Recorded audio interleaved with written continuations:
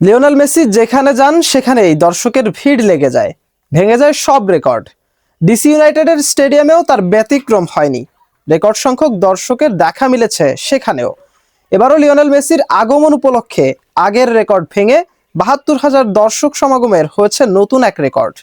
এ ম্যাচে গোল করে পয়সা উসুল করে দিয়েছেন মেসি। স্কোরশিটে নাম তুলেছেন রদ্রিগো ডি পলো।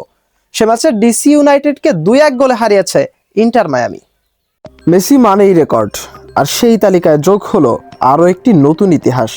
ওয়েস্টার্ন কনফারেন্সের এক ম্যাচে আবারও আলোচনার কেন্দ্রে লিওনেল মেসি। প্রায় ২৯ বছরের পুরনো একটি রেকর্ড ভেঙে নতুন ইতিহাস গড়েছে ইন্টার মায়ামির ম্যাচ।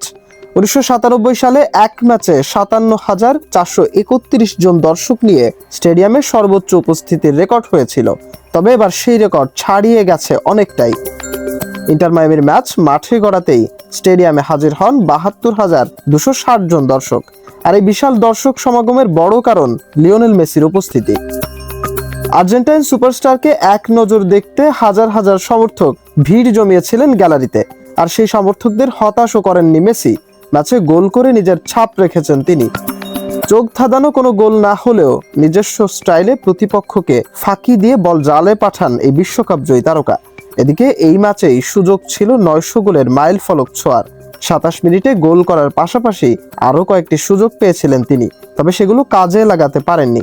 ফলে আপাতত ৯০০ গোলের ঐতিহাসিক মাইলস্টোনটি অপেক্ষায় থাকলো পরের কোনো ম্যাচের জন্য।